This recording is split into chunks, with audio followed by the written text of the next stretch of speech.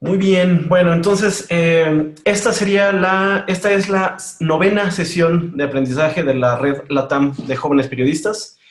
Qué bueno verlos que se están conectando. Veo a Yamlek que está como despertando apenas. Eh, entonces, bueno, vamos a dar inicio. Esta sesión, como saben, es con Pablo Rivero. Él es oficial de campañas e incidencias de Oxfam a nivel América Latina y el Caribe. Como saben, Oxfam es una de las instituciones, digamos, que apoya diversos temas. Por ejemplo, dan ayuda humanitaria en temas de desastres. Y en los últimos 3, 4 años han puesto mucho énfasis en el tema de las desigualdades.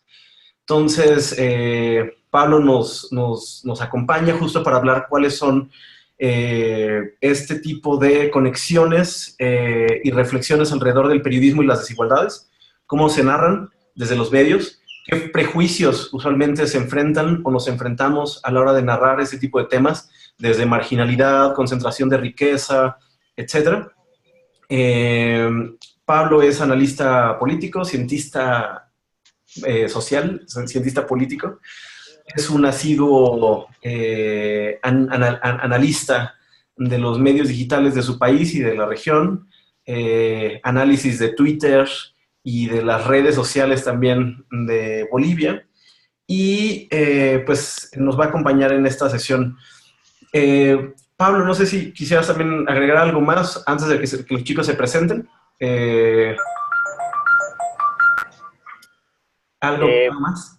bueno, no, la verdad que, bueno, para mí es una alegría compartir algunas ideas, algunos aprendizajes y nada, te agradezco por la presentación. La verdad es que en la conversación luego podemos ir teniendo algunas precisiones o algunas ideas más concretas del trabajo que hacemos, el enfoque que hacemos y digamos un poco los conceptos claves que quiero que recuerden, ¿no?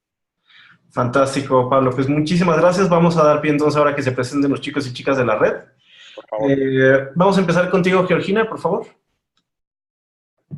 Hola, soy Georgina de México y tengo 27 años.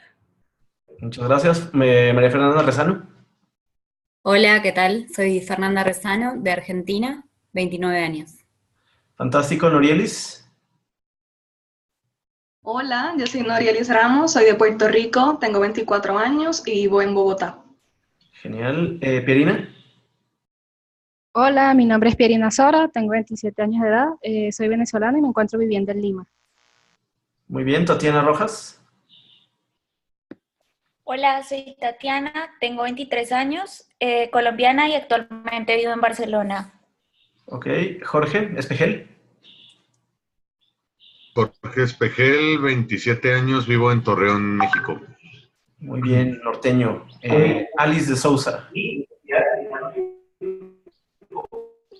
Hola, soy Alice de Souza, tengo 27 años, soy de Brasil, de Recife.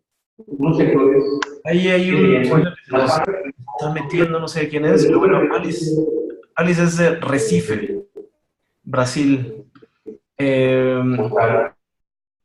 Mariel. Hola, mi nombre es María Lozada, tengo 26 años y soy venezolana en Santiago de Chile. Muy bien. Alba. Hola, mi nombre es Alba Rivas, soy de Perú, vivo en Cusco y tengo 24 años.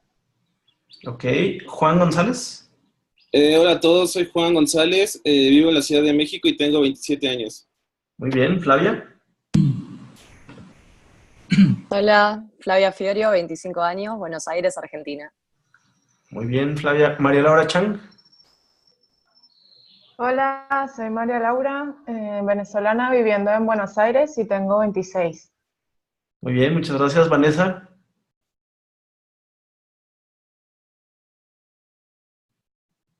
Creo que no te escuchamos, Vanessa. No, no te escuchamos. Bueno, Vanessa es peruana. Me parece que ella está justo en Lima, ¿cierto, Vanessa? Sí, vale. Carmen. Hola, soy Carmen Valeria Escobar, soy de El Salvador y tengo 22 años. Muchas gracias. Yamlek. Tampoco te escuchamos, Jamlek. Hola, soy Yamlet Mojica, tengo 20 años, soy nicaragüense, pero vivo en San José. Ok. Daniel Aguilar. Hola, soy Daniel, tengo 25 años, vivo en San José, Costa Rica. Ok, Camila Escobar.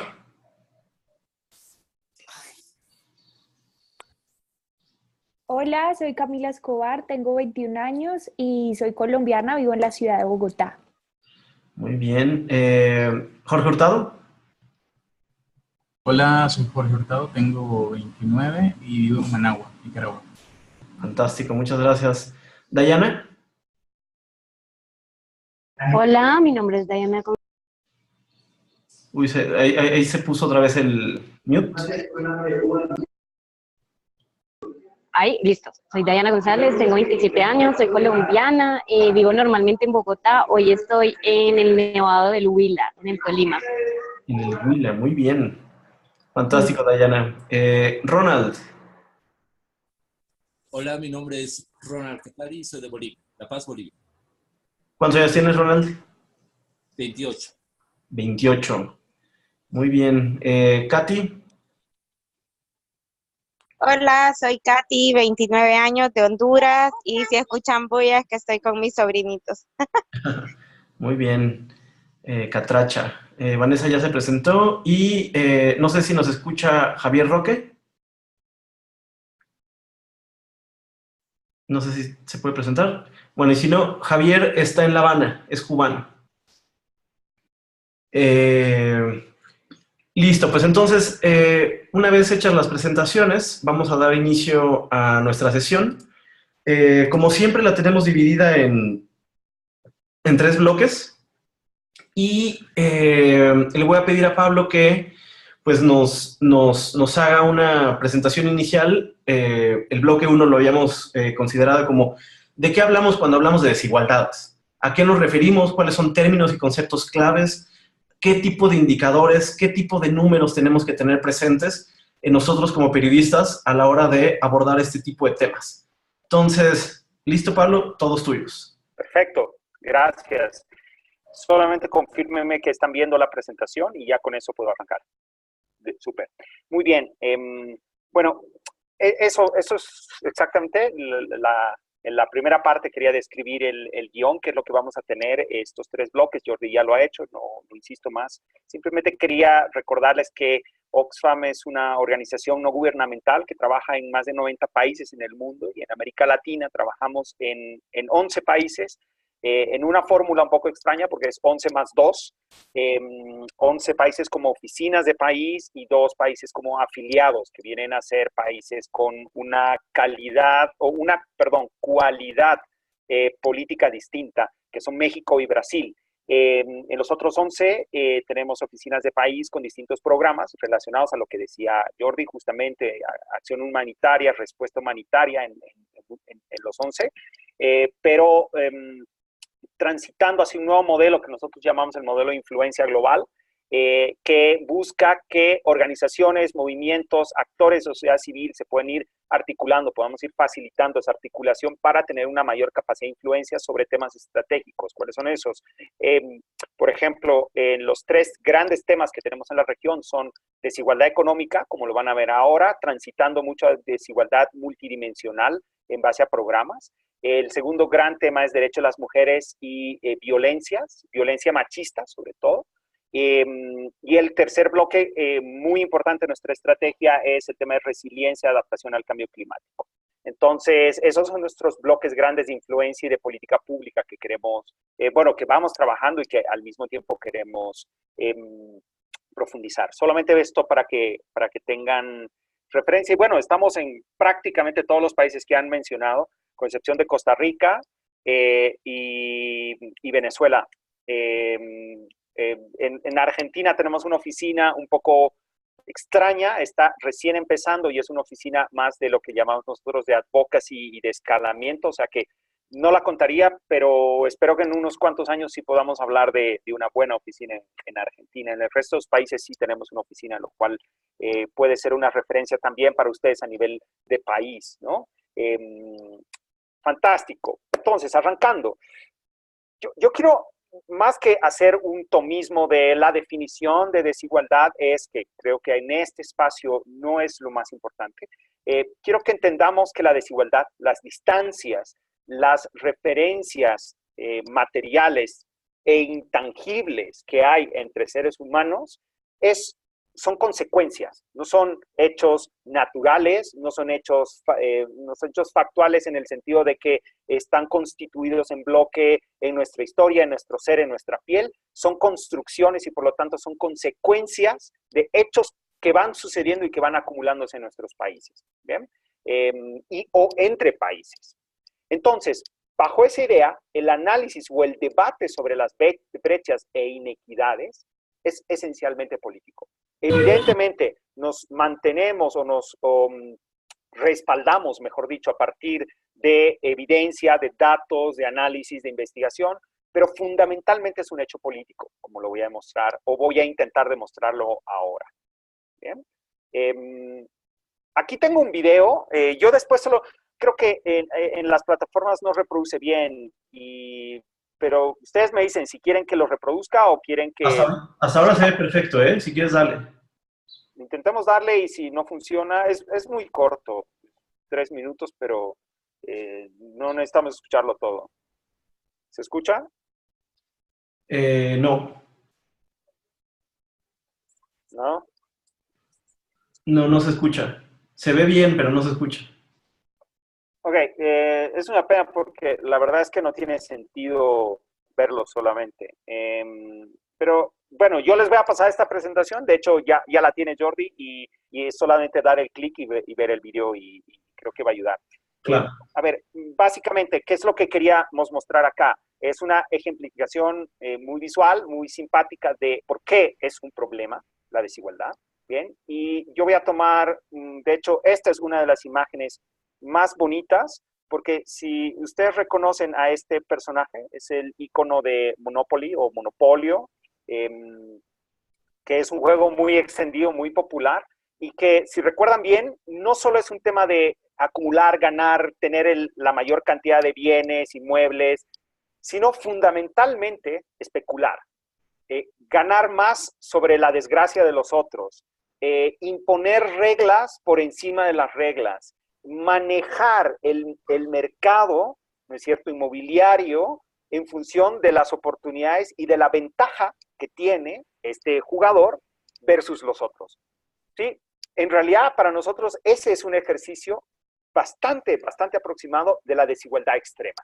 Y eso es lo que queremos ejemplificar. Entonces, creo que después les puede gustar mucho ver el video. Quería subrayar algo antes que me pareció súper interesante, además de la diversidad de la juventud, y me parece un hecho positivo y además un afirmativo en todo caso, que haya tanta representación de compañeras en este grupo. Me agrada muchísimo. De hecho, nosotros tenemos una conversación específica cuando hablamos de desigualdad y derecho a las mujeres, que bien seguramente les puede interesar. Voy a ir llenando contenido más adelante. Digo, nada más para apuntar ahí un dato sobre esta generación particular de la red, son 62% las mujeres en esta ocasión. No, eso está muy bien. Eso está muy bien. Es una acción afirmativa necesaria. Súper. Entonces, yo no quería hacer un bombardeo de datos. De hecho, les he compartido un par de informes. Nosotros vamos a trabajar hacia el final de esta sesión con datos.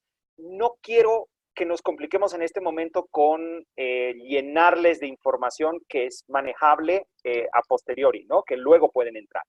Lo que sí quisiera es que vean gráficamente 2 mensajes en esta diapositiva. Esta es un slide que obtengo del informe Privilegios que niegan derechos. Es nuestro informe central, digamos, en América Latina.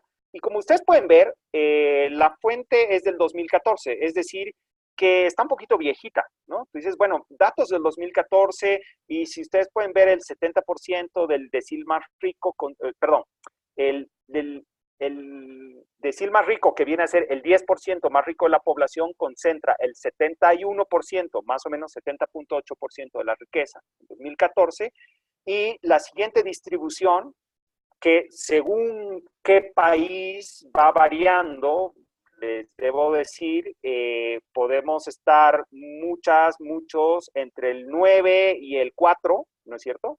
vean que quienes estén un poquito mejor o quienes estén un poquito peor, genuinamente tienen una enorme distancia respecto del decil más rico.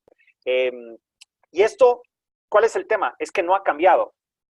A 2018, el 10% más rico de América Latina sigue siendo el 71%. O sea, a pesar de que han pasado casi media década de estos datos, la realidad es que esto no ha cambiado, ¿sí? Es una fotografía y como van a ver, hay algún caso que incluso ha empeorado.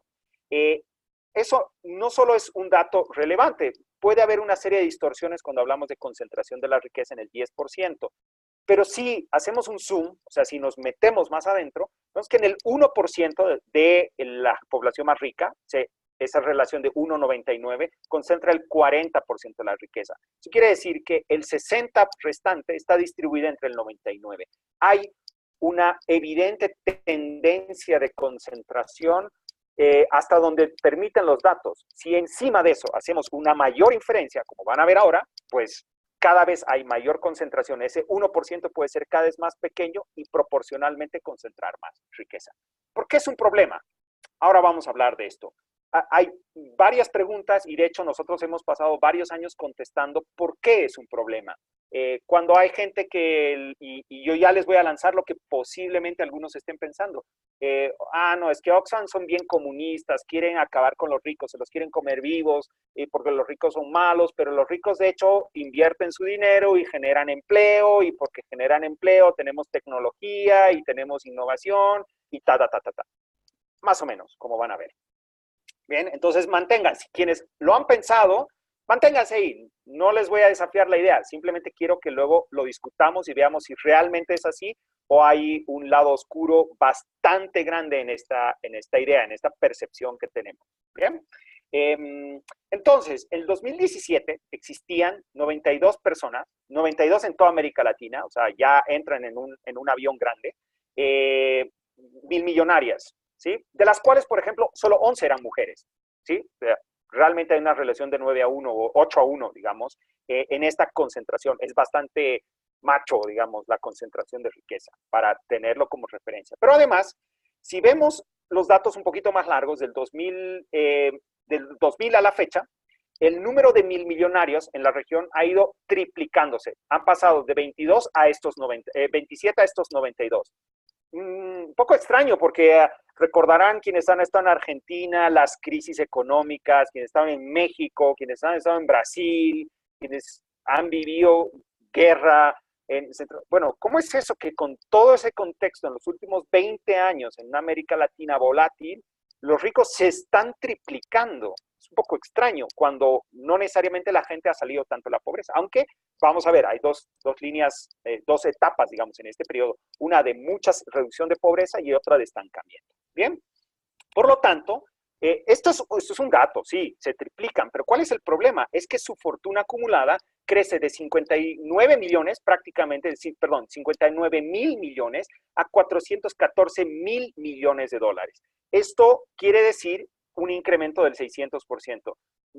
Solamente trasladen a una familia acomodada, que tengan cerca, que conozcan en su ciudad, en su barrio, y imagínense lo que significa en 20 años multiplicar por 60 su riqueza, 600%. Es demasiado, ¿sí? Es como te ha ido demasiado bien en la vida. A nadie le va tan bien, nadie multiplica 600% su riqueza en 20 años. Nadie, entre comillas, la gente solamente muy poca. Y vean esta fotografía. Esto es el 2017. Prácticamente no ha cambiado. El decil 10 baja un poquitito en la concentración de riqueza, un poquitito nada más. Pero acá es la parte más preocupante. La gente más pobre, por supuesto, en promedio y metiéndola en bloques, de hecho, está retrocediendo, está siendo más pobre de lo que era en acumulación de riqueza. Eso quiere decir que no es que estemos avanzando. En algunos casos, con la concentración de riqueza, lo que hace es que la concentración de pobreza incluso se profundice. Bien, este es otro mensaje.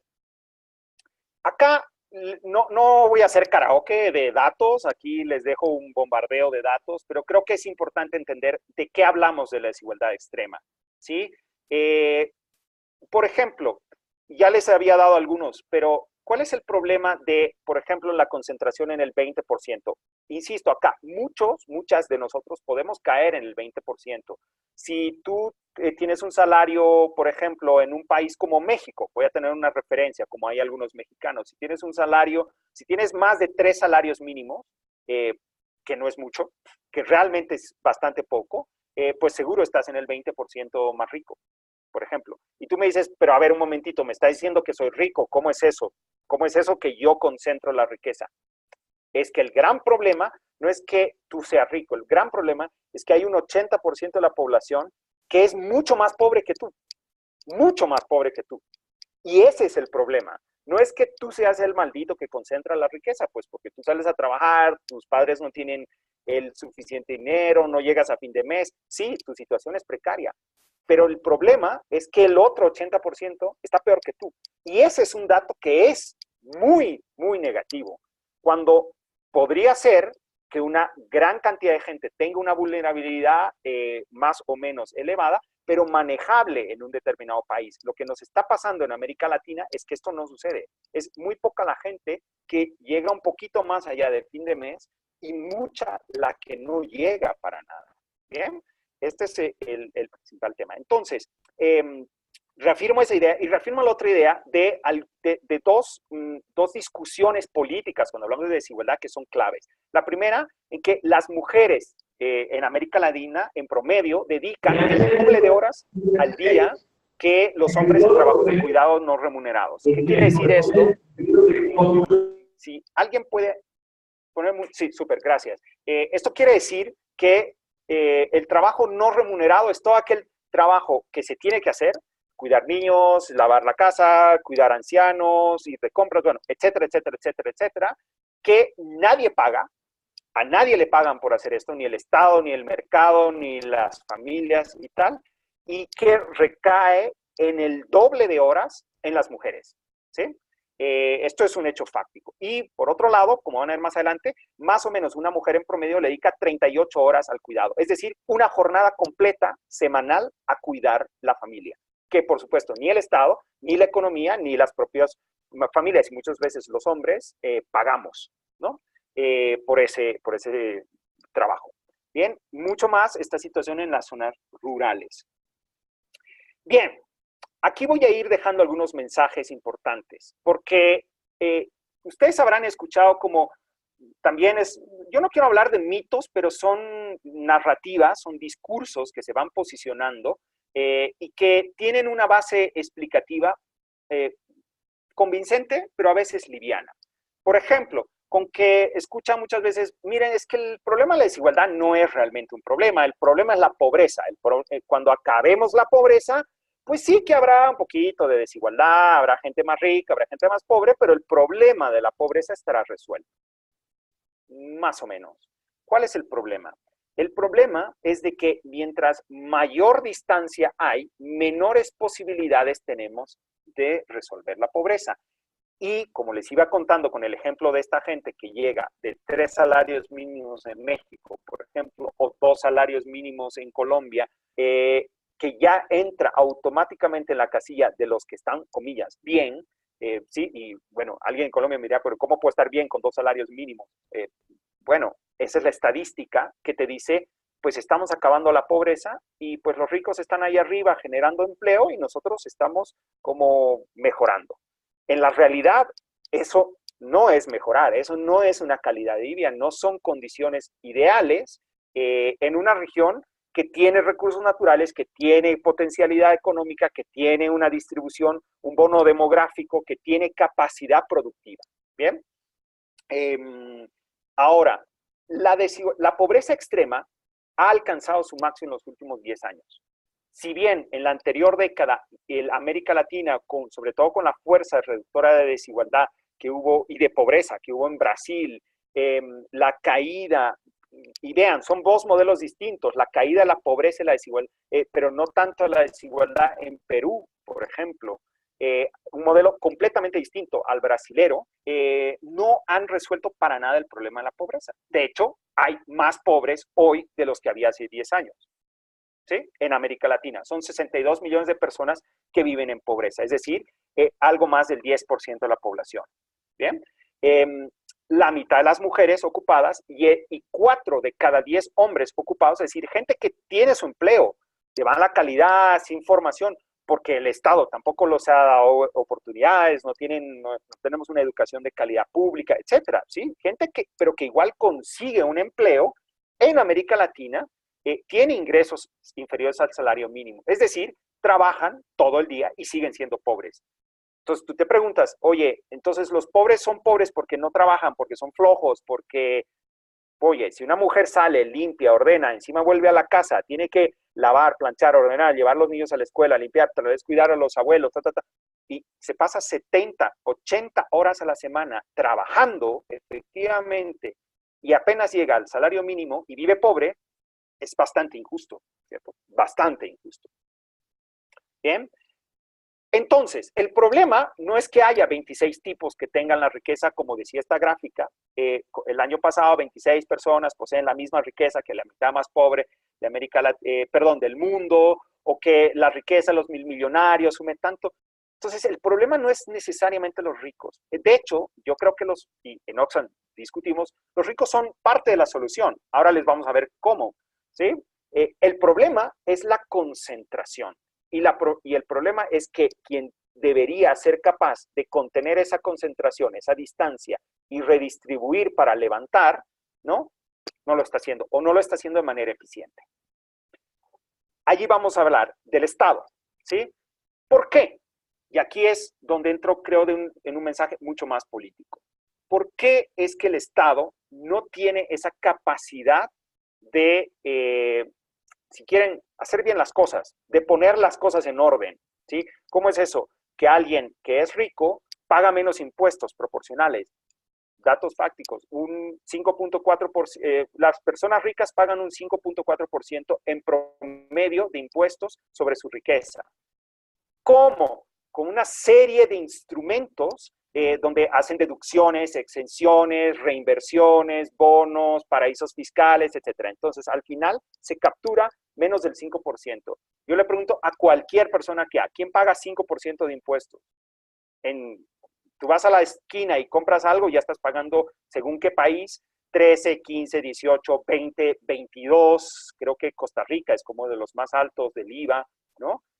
Sí, hay países que son progresivos, que los pobres pagan menos impuestos, pero nadie paga 5%. El que menos, 10, 12, y el que más, 15, 18, impuestos a la renta, impuestos al salario, impuestos a los inmuebles.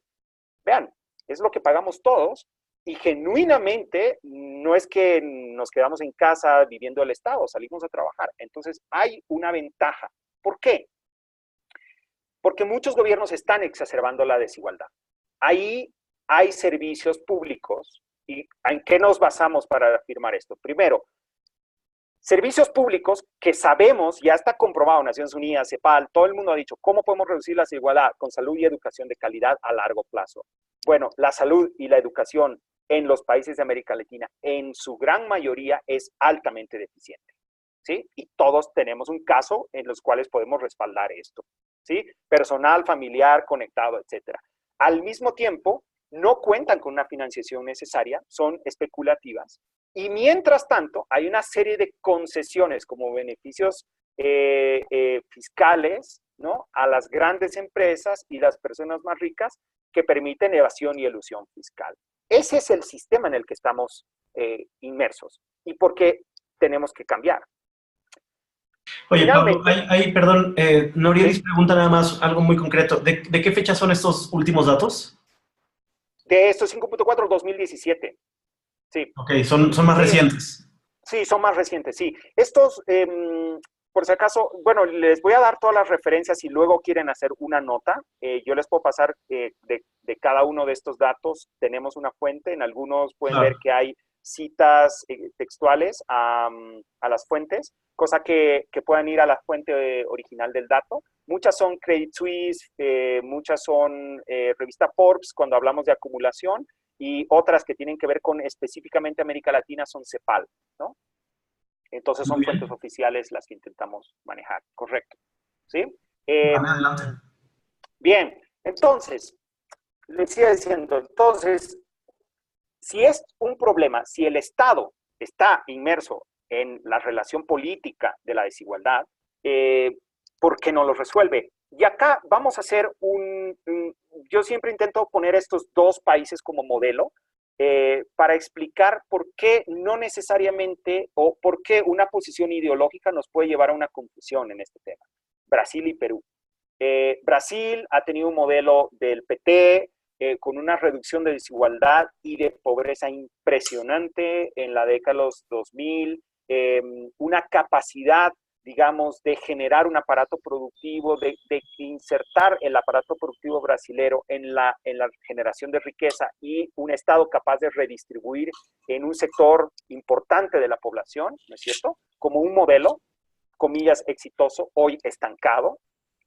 Por otro lado, Perú, un modelo completamente distinto, un extractivismo agresivo, una inversión privada masiva en el sector extractivo, minera, hidrocarburífera, etcétera, pesquera, tal y cual, una industrialización y por lo tanto una transferencia a través del empleo de un volumen inmenso de dinero, sacando mucha gente de la pobreza. Es decir, los estados han aplicado modelos distintos que de alguna manera con discusiones distintas, digamos, pueden haber llegado más o menos a un resultado similar. Pero ¿qué ha pasado? En los dos casos, fíjense, en los dos casos, olvidemos solo de Lavallato o de Brecht y no sé qué, pero en los dos casos de países ha sucedido este modelo. Había una creciente desigualdad económica.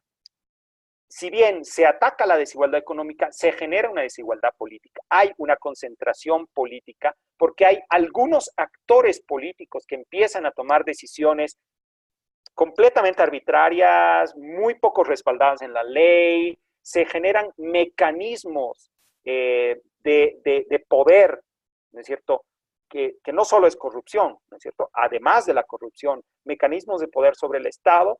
Esto deriva en asimetrías de poder y estas asimetrías de poder han ocasionado lo que nosotros estamos llamando la captura del Estado.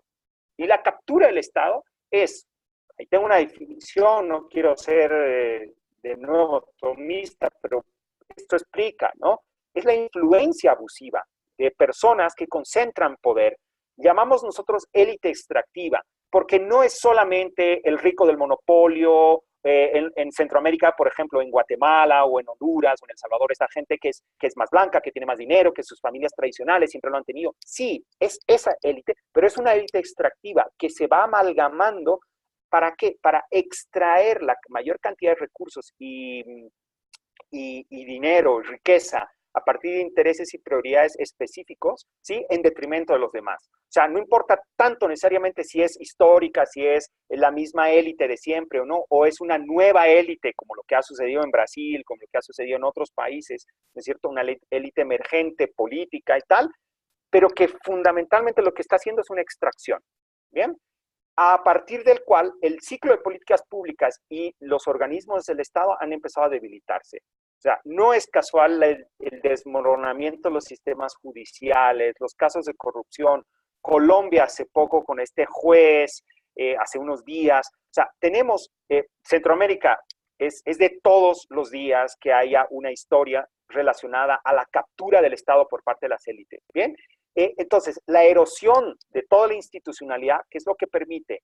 Permite, por supuesto, que haya statu quo en algunos momentos o mayor capacidad financiera y política de acumular ese dinero. Y por lo tanto, lo que está sucediendo es que la gente deja de creer en la democracia, se está desmoronando el contrato social, la relación política que tenemos con el Estado, pues que porque el Estado ya no nos representa, los gobiernos no nos representan, las fuerzas políticas que van escalando adoptan un mensaje muy demagógico que si les llegamos a creer, da la vuelta a la esquina y empezamos a dudar, como posiblemente esté pasando en alguna gente con algunos gobiernos recién instalados en la región. O sea, se dan cuenta, el modelo empieza a dudar. ¿Y cuál es el problema? El problema, como les decía, está instalado en el Estado.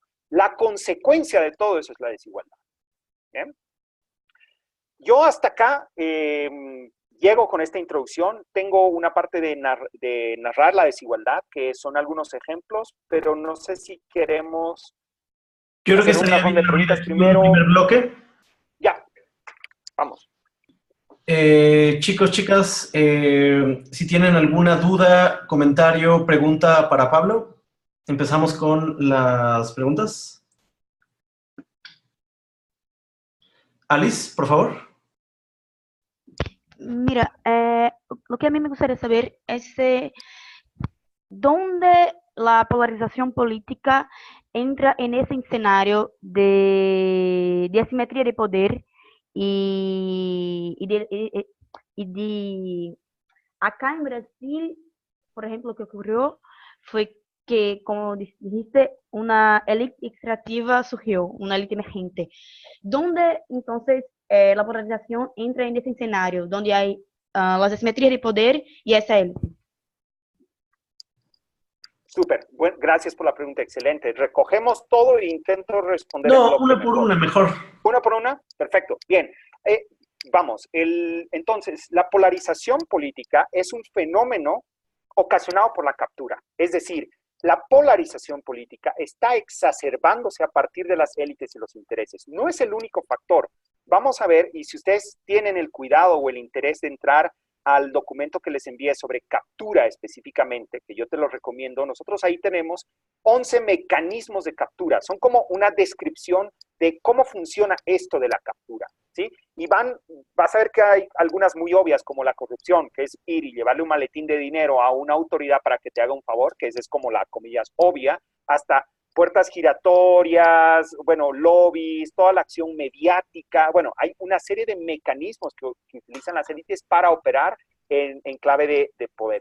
Y uno de estos mecanismos es justamente cómo utilizamos el sistema político para generar condiciones de inestabilidad.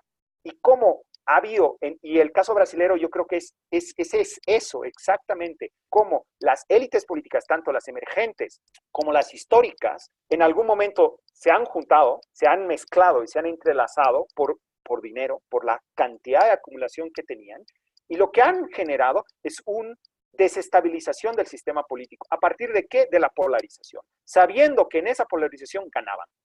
Generaban un clima de inconstitucionalidad, un desmoronamiento del PT, tanto político como ético, ¿no es cierto? Y jurídico, claro, con su gente, con Lula en la cárcel, etcétera. Entonces, la capacidad política de reordenar el sistema democrático es poca, es baja. Y lo que genera, y esto está probado, ya lo han testeado, entonces lo que genera es que la gente deja de creer. La gente no está pensando en el día a día, el rico que ha capturado, nadie sabe el multimillonario que se compró el medio que yo leo, ¿no es cierto? Y que de pronto la noticia empieza como a girar poquito a poco. Eso la gente no se da cuenta, porque pues no le interesa. La gente no vive pensando en los políticos y en quién concentra el poder y quién no. Pero progresivamente lo que va sucediendo es que ahí nos instalan esta polarización. Y la polarización es un fenómeno que funciona políticamente. Acá quiero hacer una representación de esto. Nayib Bukele, tenemos a alguien de El Salvador, nos puede explicar más. La capacidad discursiva de generar polarización para distanciarse ha sido excepcional, excepcional. No quiero decir que Bukele represente la nueva élite extractiva. No lo sé, no tengo elementos para hacerlo. Nosotros estamos haciendo un estudio sobre captura, muy enfocado al tema de recursos naturales en El Salvador, y seguramente tendremos más discusión sobre esto específica. Pero, por ejemplo, lo pongo acá porque es un hecho reciente. Ha utilizado, además de Bolsonaro, que tú conoces muy bien, Alice, esta capacidad de polarización, ¿para qué? Para instalar el modelo sin que nadie cuestione el modelo de riqueza. Todo el mundo empieza a cuestionar el maquillaje o la superficialidad, ¿sí? Pero no el modelo de riqueza. Entonces, ahí es donde yo creo que se ha sentado esta simetría específicamente y se ha exacerbado. Dale, perfecto, Espero muchas haber gracias. respondido. Sí, perfecto, muchas gracias. Muchas gracias, Alice. Juan, por favor. Perdón, antes Juan, disculpa, solo una cosa. Alice, nosotros vamos a lanzar un documento sobre desigualdad y captura política en Brasil en muy pocas semanas. Yo voy a estar en 2 semanas en Brasil. Si te interesa, luego a través de Jordi y la red yo les voy a ir compartiendo los documentos y es que está muy bueno y tiene que ver con todo el tema tributario y qué sé yo, así que creo que te puede interesar. Fantástico, Me Pablo. interesa muchísimo, muchísimo. Gracias. Ahora sí, Juan. Hola, yo tengo un par de preguntitas. La primera muy breve. Mencionaba la presentación que hay 65 millones de personas en pobreza extrema en toda América Latina. Y, por ejemplo, en el caso de México, hay algo así como que 45 millones en pobreza. No sé si tengamos el dato de, digamos, de pobreza, no solo pobreza extrema para toda América Latina. Este es como un datito que me gustaría saber. Y la segunda es, si ustedes han estudiado de alguna forma las mayorías políticas en los países para hacer estas reformas. Por ejemplo, en México, pues ahorita hay nuevo presidente con mayoría en el Congreso, en las dos cámaras. Y no sé si hay otro caso que hayan visto en América Latina que un ejecutivo tiene tanto poder en el Congreso y logra hacer reformas exitosas que, bueno, para ese caso que, digamos, logra de bajar esta desigualdad. No sé si ha habido otro caso, la verdad. Súper. Bueno, a ver, hay una dificultad y aquí tendríamos que tener una discusión un poco más profunda para determinar un número. ¿Por qué? Porque la pobreza extrema más o menos tiene un consenso, el $1.90 al día, y si la familia no llega al $1.90, pues está en pobreza extrema. Es como bastante fácil. El gran otro problema es determinar la pobreza monetaria, la pobreza acumulación, la pobreza marginal. En América Latina, cada país va a ir midiendo de una manera. Entonces, yo te puedo dar un número que lo dice CEPAL, pero, por ejemplo, y específicamente, México tiene conflictos con CEPAL. Toda la data que tiene México con CEPAL generalmente no condice. Por ejemplo, ¿no? Yo aspiraría, por ejemplo, hace muy poco había un convenio entre CEPAL y México y que han intentado estandarizar un poco mejor, pero la medición puede ser engañosa. Y el otro gran problema que tenemos en América Latina en este momento para englobar la pobreza, por ejemplo, son la distorsión de Venezuela. O sea, el caso venezolano, siendo realistas y siendo, digamos, sensibles a la situación, el 88% de la población de Venezuela, 88% es pobre. ¿Sí? Pues porque gana $6 al mes, $8 al mes, 15, 30, $50 al mes como extremos. Bueno, pobre. Entonces, realmente el gran problema de esta situación es de que agreguemos números que uno no tiene que ver con otro. Cuando hablamos de pobreza extrema, sí lo podemos hacer, ¿bien? Pero si tú quieres, podemos entrar un poco más y luego con el ejercicio, de hecho, puede ser una de las buenas preguntas que explores. Claro.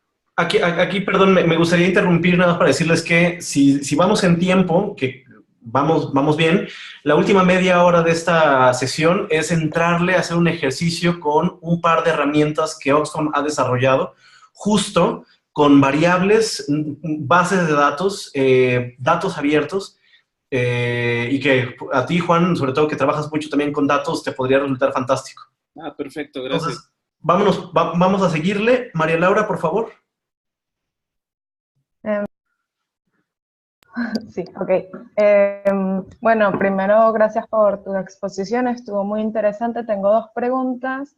Una, le empezaste a contestar ahora, quería preguntar cómo influyen crisis tan graves en los datos como la que está pasando ahorita en Venezuela, porque evidentemente no es normal que la población y que el salario de un país sean $5 en nuestro continente, ¿no? El salario mínimo, me refiero. Y la otra también es cómo influyen el tema de la institucionalidad y el fortalecimiento de las instituciones en los países. Esto referido sobre todo a los temas de corrupción y cómo la corrupción hablaste del modelo peruano y brasileño, y en los dos países también han estallado estos casos que tú mismo mencionaste. Entonces, bueno, no sé si quieres hacer como una reflexión sobre esas cosas. Gracias. Súper, sí, genial. Bueno, sí, no es normal y además tenemos que pensar la dimensión. De hecho, aquí yo les cuento, en pocos días más voy a asumir un nuevo rol dentro de mi organización y una de las ideas a las cuales yo estoy impulsando es justamente entender la ciudadanía, el ejercicio de derechos y la responsabilidad del Estado en calidad de servicios frente al fenómeno de la migración y la implosión de las garantías democráticas de América Latina. es un poco extremo. Todos me dicen, oh, ¿qué está pasando? Bueno, es que no es normal que tengamos 4 millones de personas flotando. Aquí en esta sala virtual hay como 2 o 3 colegas, desconozco sus historias personales, pero claramente no están, son venezolanas y no están en Venezuela. Bueno, hay 4 millones de personas, más, menos, 3,5, no importa eso. Son millones de personas flotando en la región, buscándose la vida, insertándose en un mercado que no está preparado para recibirlas, al mismo tiempo con la posibilidad de que en los próximos años sean 5, 6 o 7, con un estado riquísimo en recursos naturales implosionado, con efectos sobre la democracia en Centroamérica, y no solo hablo del caso Ortega, del régimen de Ortega Murillo, sino hablo de Honduras, de El Salvador, de Guatemala, donde se está implosionando la mínima capacidad, los mínimos soportes que existían de la democracia. ¿En qué queda la gente? ¿En qué queda la ciudadanía? ¿En qué queda el ejercicio de derechos? Es dramático. Entonces tenemos que empezar a adelantarnos en esa reflexión. No es solo cómo le llevamos un kit de salud a los migrantes, a la caravana migrante. ¿Saben? O sea, eso es una consecuencia, ¿no? Pongo como un ejemplo. Entonces, a lo que quiero ir es que para mí tú conectas 2 temas claves. La crisis venezolana, lo que nos está marcando es el gran desafío regional de entender que esto no es un tema solo de pobreza, esto no es un tema solo de, metemos a los corruptos a la cárcel y ya está, ¿no? O sea, aquí voy a decir algo para su registro of the record, pero no es un problema si cae o no Maduro. Oxfam tiene una posición sobre eso, una posición de reinstitucionalización del país, ojalá de convertir este proceso, reencauzarlo democráticamente, que haya elecciones libres. Respetamos, porque no trabajamos en Venezuela, cuáles sean las decisiones del propio país, pero si cae Maduro o no, y ahí va mi off the record, no ese es el problema. El problema es más grande que ese. Esto va a tomar muchísimos años restablecer el orden democrático, el orden constitucional, el orden económico, ¿sí? Entonces, el desafío es mucho más grande, y ahí es donde yo creo que se inserta el desafío del fortalecimiento institucional. En América Latina tenemos un retroceso en derechos humanos, tenemos un retroceso en la credibilidad de las instituciones políticas como Defensoría del Pueblo, policía, ejército, o sea, están completamente deslegitimadas, y nosotros asociamos esa captura, ese desmoronamiento institucional con la desigualdad, ¿sí? Esto exacerba la desigualdad, ¿bien? Solamente... Un favor, Pablo, ¿podrías quitar, ahora que estamos en sesión de preguntas y respuestas, quitar la presentación para que también se grabe viéndonos a nosotros? Listo, sí, continúa. Ok. Listo. Sí, no, y bueno, a Juan le debía un poco esto de su segunda pregunta, pero voy a intentar conectarlo con esto del fortalecimiento institucional. Y es que evidentemente hay una serie de actos de captura. O sea, por ejemplo, no solo hablamos de corrupción, yo creo que la corrupción, como bien lo señalabas, Marila, ¿no? María Laura. María Laura, sí. La corrupción son actos institucionalizados, entre comillas, en la erosión democrática de América Latina. Y esto viene pasando hace mucho tiempo, pero ha sucedido con mucha fuerza en los últimos años. Sin embargo, no es el único fenómeno, y no necesariamente, y aquí es el gran tema, es que los medios han instalado la idea de, no, pues que todos los políticos son corruptos, toda la gente que se roba el dinero se roba del Estado, y no necesariamente es el único mecanismo. Hay una serie de otros mecanismos. Por ejemplo, en algún momento se habló de esto, y creo que hay una investigación en curso de la concentración de medios de comunicación por parte de las élites. ¿Qué élites concentran los medios? Y cómo las redacciones han retrocedido, algo que no sucedía hace 20 o 30 años, frente a los propietarios de los medios, ¿no? Cómo las agendas noticiosas están básicamente dadas por los dueños de los medios. Esto es gravísimo. O sea, es incluso más grande que la corrupción, porque no estamos hablando solo de dinero, ¿no es cierto? Estamos hablando de esa mínima institucionalidad que es los medios de comunicación para informar, para desafiar al poder, para reinstalar el debate público sobre los derechos, sobre las garantías constitucionales. Si eso más está tomado, ¿qué queda? es muy grave. Entonces, yo creo que el problema no es solamente ver los casos, que sí, que hay que ver, que hay que investigar, hay que profundizar. Vamos a ver ahora algunos ejemplos, algunas ideas que yo les traigo, pero que sí que tenemos que conectar mucho mejor toda esta implosión de la región en un escenario sistémico. Tremendo, Pablo. Digo, las preguntas son bien complejas, ¿no? Y muchas gracias por tratar de hilarlo de la manera más pedagógica posible. Vamos con una última pregunta de este bloque, por favor, Florencia González. Sí, yo tengo una pregunta un tanto para tratar de entender cómo de repente, o sea, hablábamos de repente un poco de impuestos y en México o sea, muchas personas que están en una desigualdad y en condiciones muy precarias, su manera de mantenerse es el comercio informal. Y quiero saber, y esto pues no abona los impuestos, etcétera. Quiero saber si el comercio informal es una de las razones, o sea, y también entiendo que las empresas no dan pues buenas formas de ingresar al mundo laboral formal y por eso prefieren estar en la informalidad. Pero quiero saber si esto es como un proceso cíclico que la informalidad los mantiene también fuera de un proceso menos desigual. Excelente pregunta, me encanta, porque es un gran tema. Y es un gran tema en algunos países, digamos, en los países más industrializados, esto por ejemplo en Argentina, en Brasil, puede tener un debate relativamente distinto. Sin embargo, como bloque en América Latina, ¿qué es lo que pasa? ¿No? Sí, podemos hablar de que un 70%, 65, 63, subiendo, etcétera, de la economía y sobre todo de la empleabilidad está en el sector informal. ¿Sí? De hecho, mucho les puede pasar en términos rígidos, según cómo midas informalidad, que muchos de ustedes sean informales. Si, por ejemplo, son freelancers en un medio, eso es informal. No tienes empleo, no tienes seguro, no tienes cobertura de corto, mediano, largo plazo. Es informal, ya está. Te pagan, haz tu trabajo y te vas. Lo mismo que el que está vendiendo en la esquina. ¿Sí? Entonces, ¿qué es lo que pasa? Lo que sucede es de que tenemos una estructura piramidal en América Latina. ¿Quiénes tienen acceso a la educación de calidad? No todos, es muy poca gente, ¿sí? Y acá, por ejemplo, yo intento poner, para explicar mi caso. Yo vengo de una educación privada en un país, de un color de piel blanco en un país donde la mayoría no lo tiene, donde la mayoría es indígena, o morena, mestiza, no importa. Y por lo tanto, naturalmente yo tengo, comillas en lo natural, mayores capacidades para insertarme en el mercado formal, ¿sí?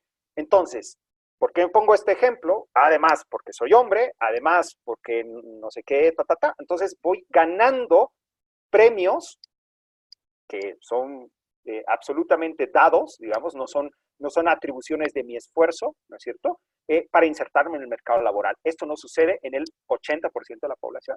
50% de la población, las mujeres ya la tienen más difícil, para empezar. Entonces, esa estructura piramidal lo que va haciendo es cerrando las oportunidades de insertar en el mercado. No es solo que tienes educación deficiente desde el origen, tienes salud deficiente, desnutrición crónica.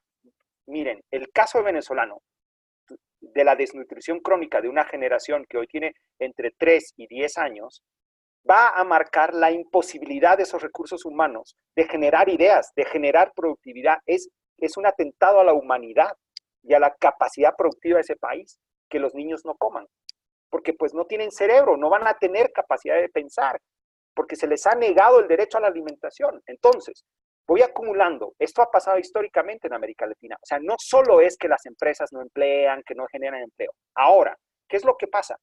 ¿Por qué esta gente es una estrategia de sobrevivencia? Salen de esta posibilidad del mercado, que no la tienen, y se insertan en la calle. Pues venden lo que sea, hacen lo que valga, albañilería, limpieza, lo que sea. Y empiezan a ganar un dinerito. Y un albañil, por ejemplo, en mi país, puede llegar a ganar 2 salarios mínimos. Y con eso no lo pasa tan mal. Vive, ¿sí? Lo mismo que gana un periodista, por ejemplo, en Bolivia. Un albañil, un periodista ganan casi lo mismo. ¿Sí? Es dramático para un profesional, por ejemplo. Pero estas personas lo que están haciendo es una estrategia de supervivencia. No dejan de pagar impuestos. Y ahí es lo que pasa. tenemos un sistema regresivo en América Latina. Vuelvo a tomar uno de los ejemplos voy a ir al más rápido en mi país para que lo entiendan. 13.5% del IVA lo paga todo el mundo, incluso quien está en el mercado informal. ¿Por qué? Porque termina comprando cosas que sí, puede ser que sean de contrabando, que no sé qué, pero en algún momento de toda esa cadena se formaliza ese producto. Entonces, ese dinero del mercado informal, de alguna manera el Estado lo captura con impuestos indirectos, ¿sí? Y la gran estructura tributaria de América Latina son impuestos indirectos. Como les ponía en la diapositiva, 61% de la riqueza que recauda el Estado en América Latina es de impuestos indirectos, es decir, del consumo. Por lo tanto, está capturando impuestos de la informalidad. Es decir, es medio perverso. No te da empleo, no te da salud, no te da educación de calidad, no te permite entrar al mercado laboral, ingresas como sea a producir bajísimo, una productividad bajísima, o sea, a generar mínimo dinero, y encima una porción de lo que generas, el Estado lo captura. Así funciona. Entonces, es un problema, en algunos países más que en otros, pero el debate eso de, no, es que los informales dañan la productividad del país. Oye, el Estado no garantiza las condiciones, ¿sí? Entonces es un debate mucho más grande, no es un debate privado, no es un debate comercial. Fantástico, Pablo. Pues justo como siempre les hemos mencionado a los chicos y chicas de esta red, esto no es una clase formal en donde se puedan generar discusiones a demasiada profundidad sobre este tipo de conceptos. Y o sea, digamos, este tema valdría para un curso entero, ¿no? Sí. Pero a mí lo que más me emociona de este tipo de charlas es la capacidad de generar preguntas, de hacernos preguntas, de problematizar un tema que de pronto damos por hecho, ¿no? Entonces, fantástico. Jorge Hurtado, brevísima la pregunta porque ya vamos un poco tarde con el bloque 1 y necesitamos entrar a el bloque 2, que son narrativas de la desigualdad. Por favor. Sí, mi pregunta básicamente va enfocada a ese tema de la informalidad, y es un hecho evidente en todos nuestros países. Por ejemplo, en Nicaragua el 98% de la economía la mueve las pequeñas y medianas empresas, solo un 2% es gran industria. Entonces, mi pregunta es ¿hacia dónde va eso? O sea, ¿ustedes tienen algún estudio que muestre qué tan rentable es esa tendencia? ¿Qué deberían hacer estas empresas que están en el mercado informal? Ya, es una buena pregunta. Para empezar, no tenemos un estudio. Nosotros en algún momento del año 2018 hicimos un informe sobre empleabilidad.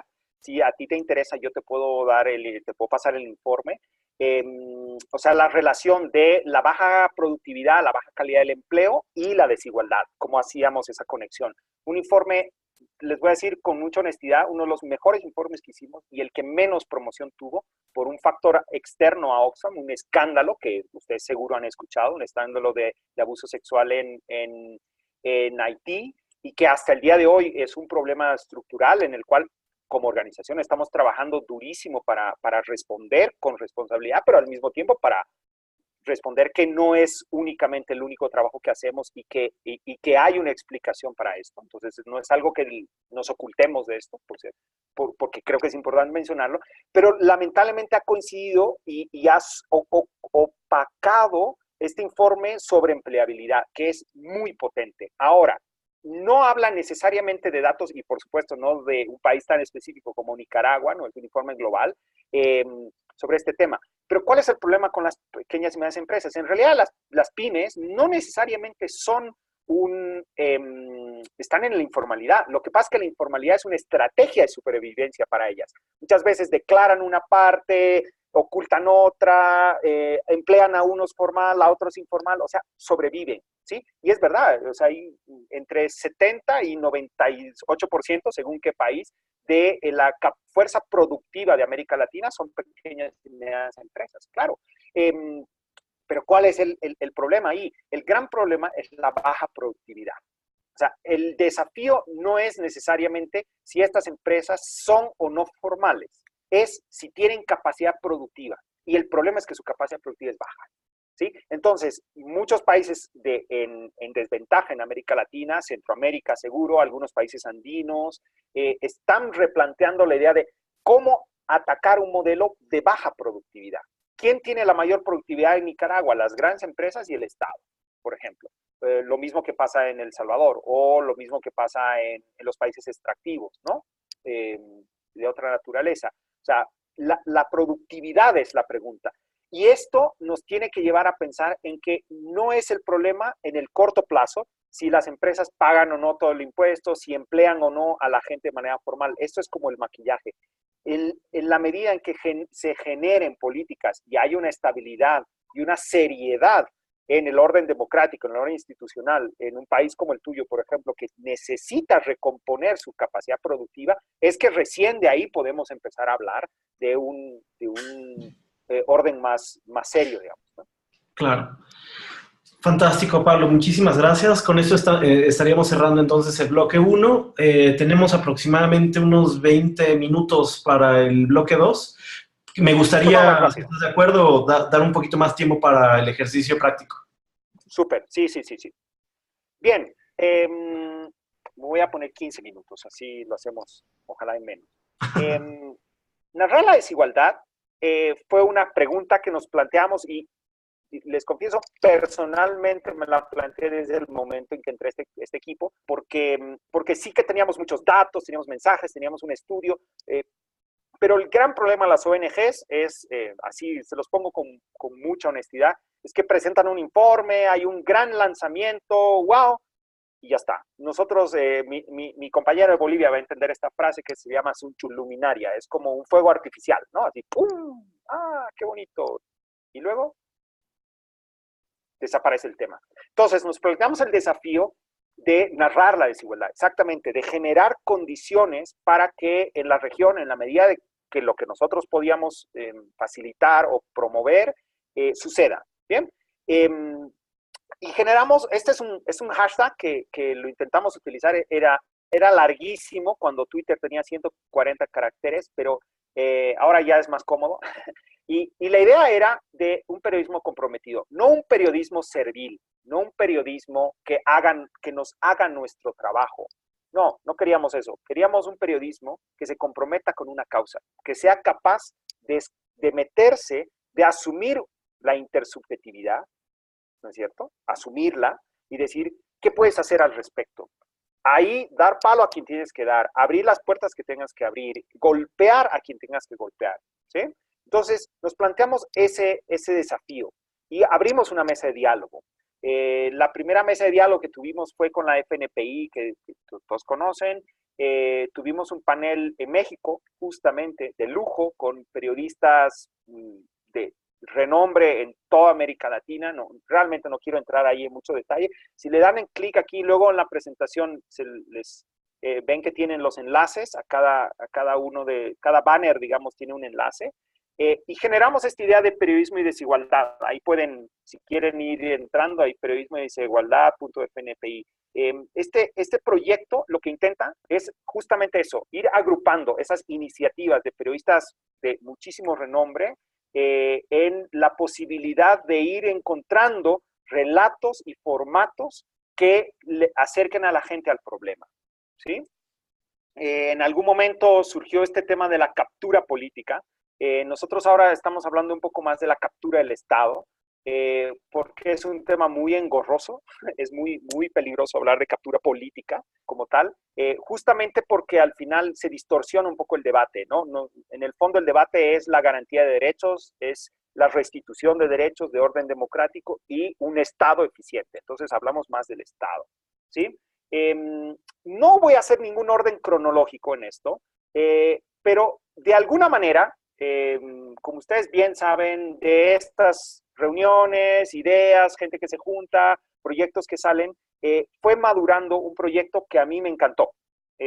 No sé, realmente aquí les voy a confesar, es que no sé si esto sea lo mejor que hay en periodismo en América Latina, pero creo que es lo que a mí más me ha llamado la atención e intento mostrar una idea de los distintos soportes y los distintos formatos que pueden haberse utilizado para narrar la desigualdad, ¿sí? Entonces, de un seminario, de un encuentro, algo bastante clásico, si quieren, surgió este libro. Yo no sé quién lo ha leído, si alguien lo ha leído o no, en algún momento creo que tú lo leíste, Jordi, fue como bastante vendido, creo, ¿no? Los 12 mexicanos más pobres. Y la idea era hacer la contralista a Forbes, ¿no? Los 10 tipos más ricos, bueno, ¿y quiénes son los 10 más pobres? O los 12 en este caso, ¿sí? Ahí tenemos también una discusión de por qué no las 12 mexicanas más pobres, los 12 mexicanos. Yo tengo todavía la dificultad del lenguaje inclusivo, sobre todo cuando hablamos de un título de un libro, que es súper complicado, pero claramente la idea era reflejar no solo a las mujeres o los hombres, sino la condición de desproporcionalidad que existe en un país como México, con una historia que normalmente no vendería.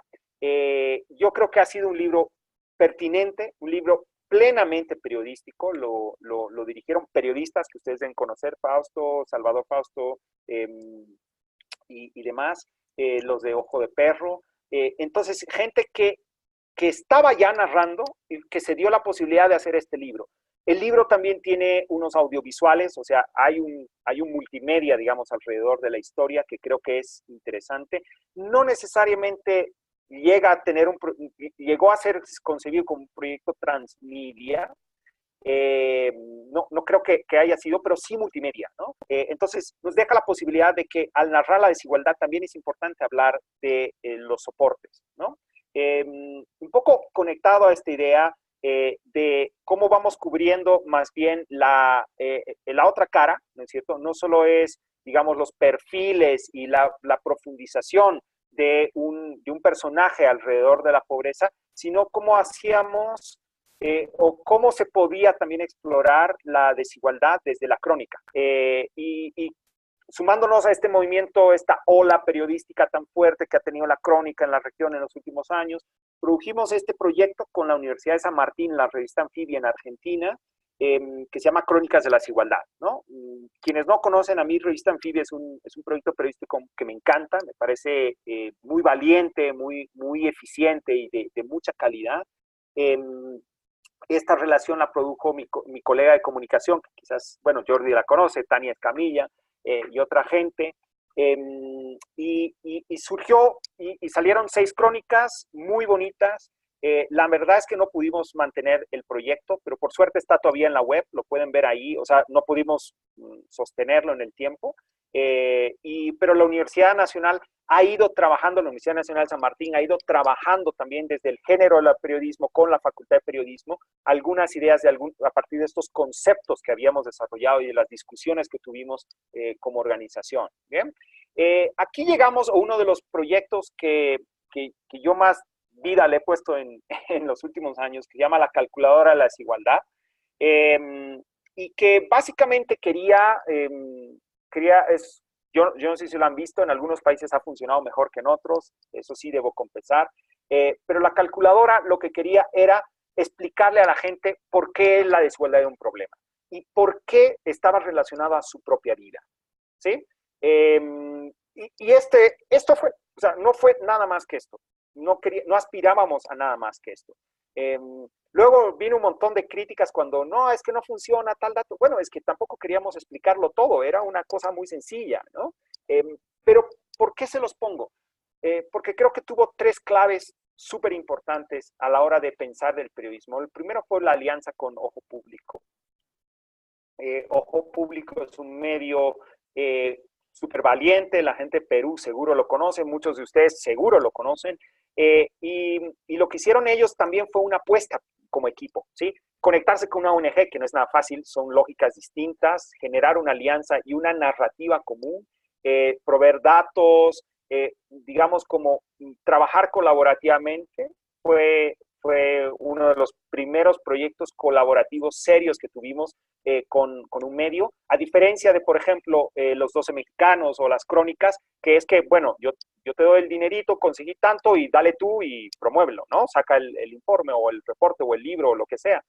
Aquí fue un trabajo conjunto y al final de cuentas, la idea era generar una corriente periodística que podría, digamos, ocasionar mayor debate, ¿no? Que de hecho en algunos países funcionó, en otros no, pero pues creemos que fue una apuesta interesante. Esa es la segunda clave. Y la tercera, que creo que es muy importante, es de que intentamos entender la lógica de las redes. Se lanzó el 2015, ya sé, parece como que no, pero ya todo estaba instalado, las redes sociales. Bueno, aquí el gran tema, y les confieso, fue que las ONGs en ese momento, al menos en la que yo trabajo y con las que trabajábamos, que son varias, no entendían las redes sociales.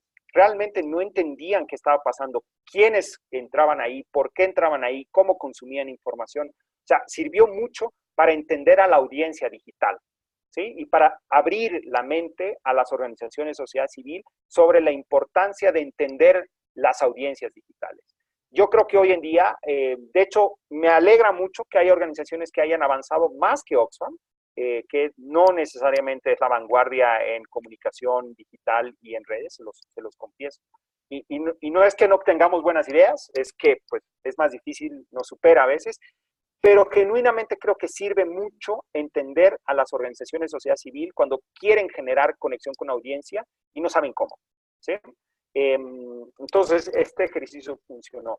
Aquí voy a ir a un segundo bloque en el cual lo distancio porque Oxfam prácticamente no participó, ¿sí? Según qué caso. Pero creo que son ejemplos fascinantes. En el primero, esta serie, que es la serie de Desterrados, que se hizo en Paraguay, en realidad surgió de una idea mía con la colega de Paraguay de hacer un taller que se llamó Narrar la Desigualdad. Y dijimos, del taller grande surgieron medios así como geniales, la FNPI, medios en México, el Reforma, el no sé qué, el Tiempo en Colombia, gente como súper potente y tal. ¿Y qué pasa en nuestros países donde no hay esos medios? ¿Sí? Donde nuestros periodistas no son Aristegui, donde no tenemos un Samper, y bueno, ¿y qué hacemos? ¿Sí? Que no tenemos estas vacas sagradas. Entonces trabajamos con medios más pequeños. En Bolivia no funcionó tan bien, pero en Paraguay funcionó muy bien. Y en Paraguay surgió este grupo, El Surtidor, a partir de este taller, ya venía gestándose, y El Surtidor luego siguió solo, y El Surti es ahora un referente, se ganó el premio Gabo con este, y nosotros creemos que es importante aportar y apostar por esos proyectos innovadores. Si ustedes entran, lo lindo de este proyecto, Desterrados, es de que hace toda una narrativa visual sobre un país marginal y sobre un país que no quiere ver el Chaco, ¿no? Que lo ignora. Y en esto podría servirles a muchos países, digamos, con ese enfoque rural, ¿no? Que han ido olvidando y han ido dejando por sentado que el campo es para la agricultura masiva, extensiva y ya está, ¿no? Fue muy interesante. Y no por nada se ha ganado el premio Gabo a la innovación. Este otro proyecto que ya nosotros no tenemos nada que ver, pero que a mí me encantó, es el de Big Pharma, de Ojo Público. La oficina de Perú, nuestra oficina de Oxfam, sí que produjo información y evidencia que luego Ojo Público rescató, pero no fue un proyecto conjunto, no es que les financiamos, ¿no? Ellos lograron desarrollar este proyecto, pero a mí me parece uno de los proyectos más interesantes a la hora de aterrizar sobre un problema que le afecta a la gente, ¿no? La vida tiene precio, es irónico, es feroz, es punzante, y cualquier persona que haya tenido que pasar por un vía crucis en el sistema público de salud en cualquier país de América Latina va a entender este problema. Y es dramático, y es fundamental, como les decía en la explicación, salud y educación son estructurales a la desigualdad, ¿no? O la reducen o la exacerban, ¿bien?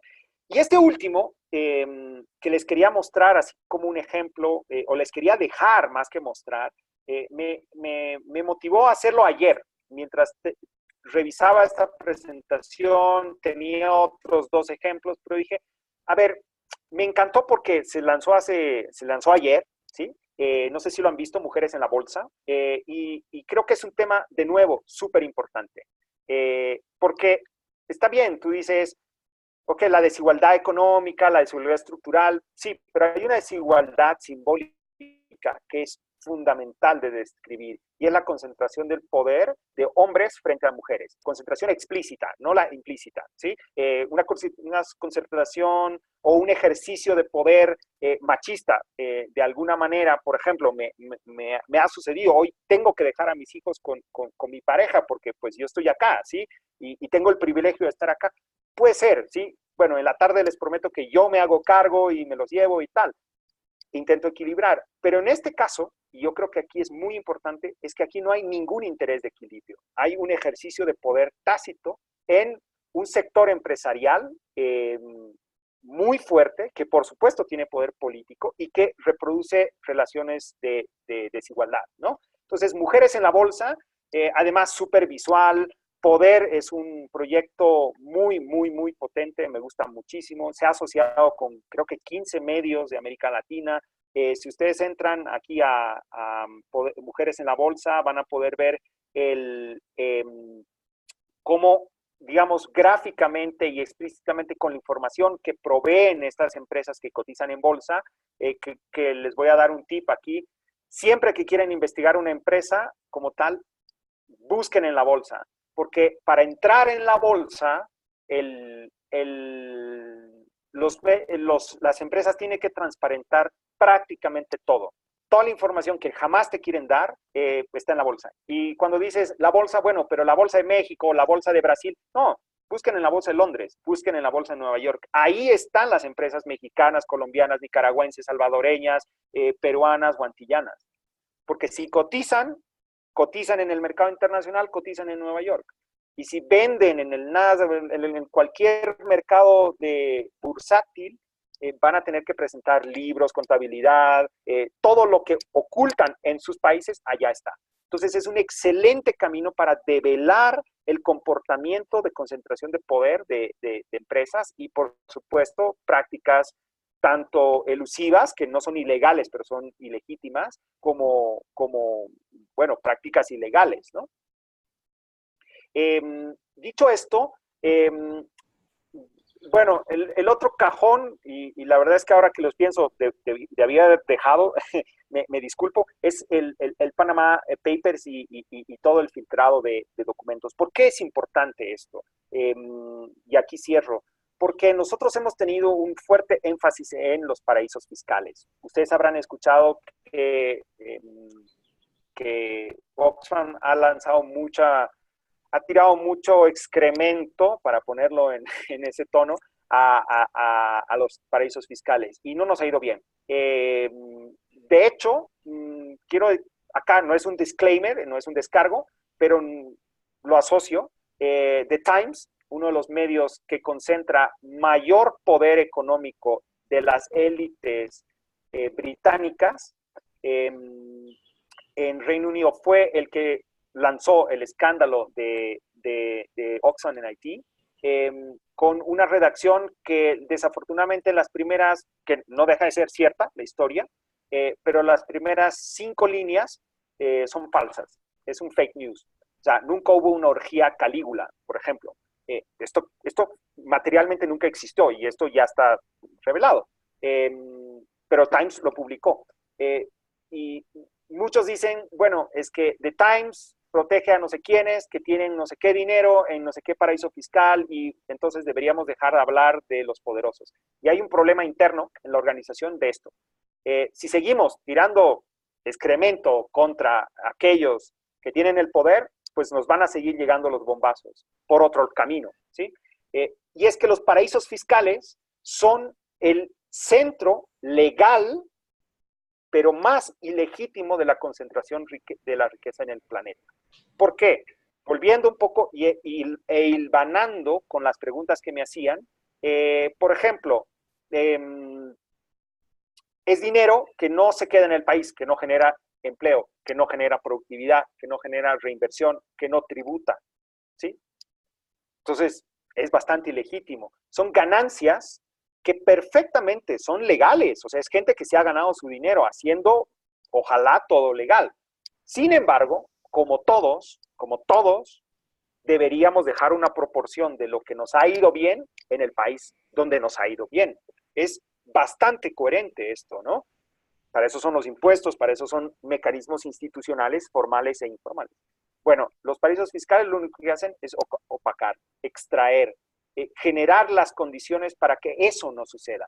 Y a nosotros nos parece que eso es muy político, no es un hecho de ilegitimidad solamente, es un hecho político. Hay una decisión política de proteger a los paraísos fiscales, Y sabrán ustedes, como si les interesa, les puedo dar mucha más información, que no estamos hablando de solo las Bahamas o no sé dónde. Hay paraísos fiscales en Holanda, hay paraísos fiscales en Gran Bretaña, hay paraísos fiscales en Estados Unidos. Delaware es un estado que es un paraíso fiscal, ¿no? O sea, hay una foto hermosa que teníamos en Oxfam que tiene derechos de autor y no la podemos utilizar, y es toda el bloque de casilleros, no sé cómo se llaman estos casilleros donde ponen las cartas, muy antiguo, casilleros, ¿no? Y cada casillero es así, McDonald's, Burger King, Coca-Cola, ahí esos son las direcciones legales de esas empresas de Estados Unidos en Delaware, en un edificio donde están ahí todas, porque pues ahí está, es una sola dirección, donde hay, no sé, 600,000, 500,000 empresas legalmente constituidas y son casilleritos así chiquititos, ¿ya? Sin pagar impuestos, ahí es donde están. Entonces, la realidad es de que el Panama Papers y todo el movimiento de paraísos fiscales ha sido una investigación brutal y yo creo que ha abierto el horizonte de discusión periodística más importante sobre la concentración de riqueza que hayamos tenido, ¿no? Yo con esto, chicos, quiero terminar. El último proyecto para dejar tiempo, bueno, si tienen alguna pregunta la podemos hacer, pero tendremos una media hora para hacer este ejercicio, ¿no? Vamos a abrir, Pablo, si te parece bien, a una o dos preguntas, si es que las hubiera, nada más para desahogar propiamente lo que es el bloque 2. Ya. ¿Alguien tiene una pregunta hasta acá, chicos, chicas?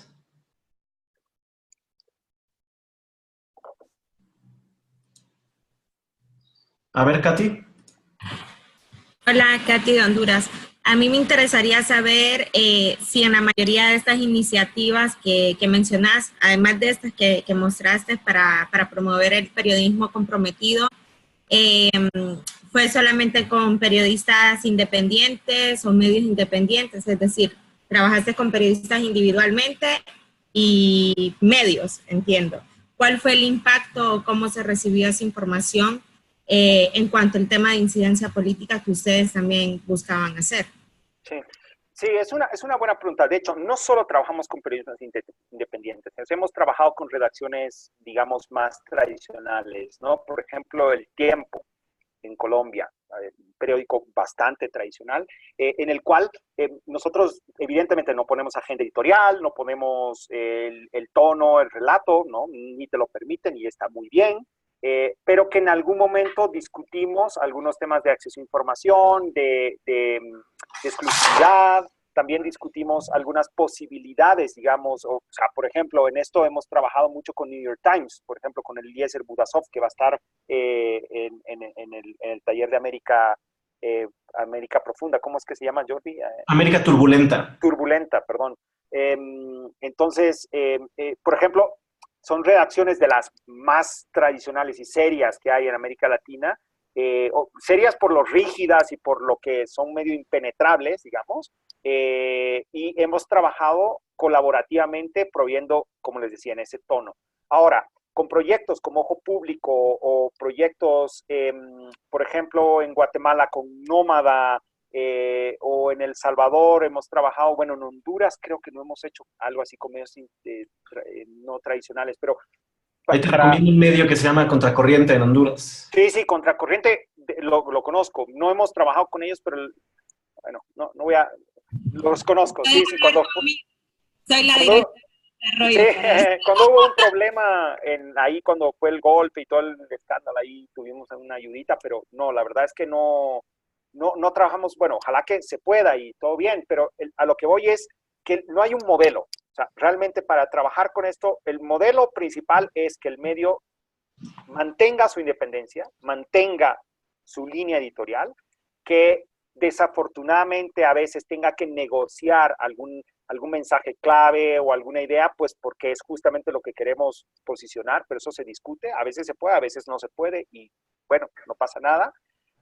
Pero además de eso, lo importante es, y ahí es donde creo que la fórmula que nosotros trabajamos es cómo nos aproximamos a los medios para llegar a las audiencias con el mensaje que quisiéramos que le llegue. No necesariamente para imponer una agenda editorial, para trabajar, para que hagan nuestro trabajo, no, ¿sí? Entonces, el modelo de periodismo comprometido, y de hecho ha habido, cuando hemos tenido un poco más de dinero, hemos tenido unos encuentros en España, en Huesca, de periodismo comprometido, donde han ido algunos periodistas de la región y qué sé yo.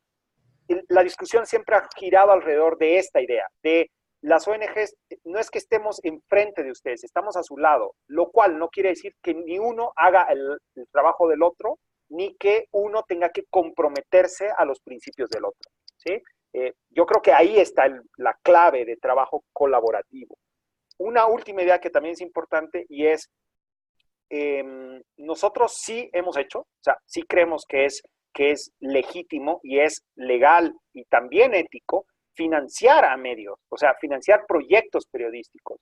Cuando un proyecto te dice, miren, yo quiero hacer, por ejemplo, 12 mexicanos más pobres, ¿sí? Oxfam ha financiado ese proyecto con otros, ¿sí? Es legítimo porque ¿cómo haces el proyecto si no te dan el dinero? Es como, ¿qué periodista puede irse a hacer semejante cosa y por amor al periodismo? Bueno, tiene que cubrir costos, hacer cosas. Entonces, lo cual, de nuevo, no quiere decir que porque tú pones una X cantidad de dinero porque la tienes o la pudiste conseguir, le vas a poner la línea editorial y van a decir lo que tú quieres que digan.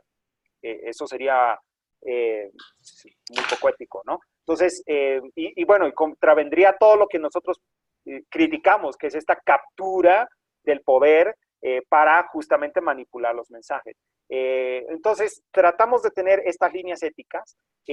Nos ha funcionado yo diría que en muchos casos. También debo decirte, por ejemplo, un caso muy, muy honesto, yo no sé si la colega de El Salvador es o no del Faro, pero por ejemplo, la oficina de El Salvador, de Oxfam en El Salvador, no ha podido trabajar con el Faro justamente porque el Faro no ha querido trabajar con Oxfam, por ejemplo, en algún momento. Ahora luego hubo un acercamiento y qué sé yo, y súper bien. A mí me parece súper ético eso, decir, miren, pues yo no me compro lo que tú me estás diciendo, me parece que no está correcto, pues ya está.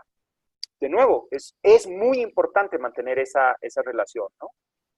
Fantástico. Veo que hay varias preguntas más. Voy a sugerir ahora sí que las hagan en bloque y contestas en bloque también, Pablo. Ya. Entonces, vamos por favor, de manera muy breve, Tatiana, después Florencia y finalmente Pierina. Vale, pues es que ya lo has comentado un poco, pero me sorprende lo que decías. Bueno, ejemplo, el tiempo. ¿De quién es el dueño, no? ¿Quién es el dueño del tiempo? Que es uno de los hombres más ricos del país. Y me sorprende un poco esto de, claro, se respeta la línea editorial, pero ¿hasta qué punto, no? Porque qué se puede decir y qué no se puede contar, qué beneficia y qué no beneficia. Entonces yo creo que este tipo de ejemplos que nos contabas quizás sí tienen mayor fuerza en medios independientes que están surgiendo o de periodistas independientes que no trabajan para los medios tradicionales, que son los dueños poderosos de los países. ¿Sí me entiendes? O sea, es un poco ahí que me deja la duda porque uno se pregunta quién es el dueño de la casa editorial El Tiempo y qué le conviene y qué no le conviene, qué se puede contar y qué no se puede contar. Aún así hay periodistas ahí que están haciendo periodismo investigativo, ¿no? Pero aparte. Entonces, la primera pregunta, la paradoja de publicar con El Tiempo, con uno de los dueños más ricos y concentradores de la riqueza en Colombia. Florencia González. Sí, mi pregunta es, ¿cómo proponerles un tema a ustedes para buscar el financiamiento de la investigación? ¿Y qué buscan en los candidatos que les proponen? O sea, ¿qué debemos de tener como medio y cuáles deben de ser nuestras fortalezas? Uf, vaya pregunta, muy buena. Pierina. Hola Pablo, mi pregunta está relacionada a que tú estabas hablando de que había personas que tenían 1 o 2 sueldos y no llegaban a fin de mes, pero ¿qué pasa con el caso de los venezolanos? Bueno, te lo hablo por mi nacionalidad y porque lo conozco de cerca. ¿Qué pasa con aquellos venezolanos que no están en un mercado formal o que están trabajando en el mercado negro y que trabajan por debajo del sueldo mínimo, tienen que sobrevivir aquí, mandarle remesas a su familia? Entonces no sé si ese caso se considera también una población de pobreza. Y una última pregunta que tiene Katy es si el impacto que buscaban con estas publicaciones se vio reflejado. Ahora, Yo quiero hacer una precisión, chicos. Estamos en la última media hora y cada una de estas respuestas es de mínimo varios minutos. Entonces, voy a ir pum, pum, pum, rápido.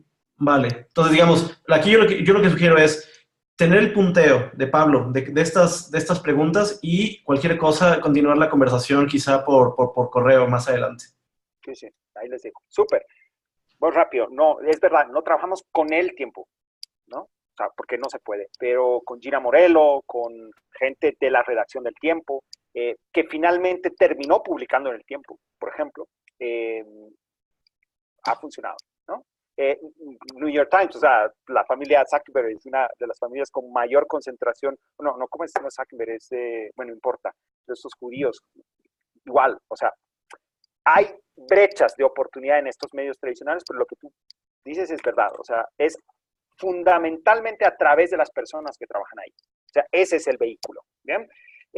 Financiación, bueno, nosotros no hacemos financiación directa a medios, o sea, no es que tenemos un programa regional de financiación para iniciativas periodísticas, que me encantaría tenerlo, a mí, porque me encanta el periodismo y me encantan los medios, pero pues no lo tenemos. Entonces va variando según qué país.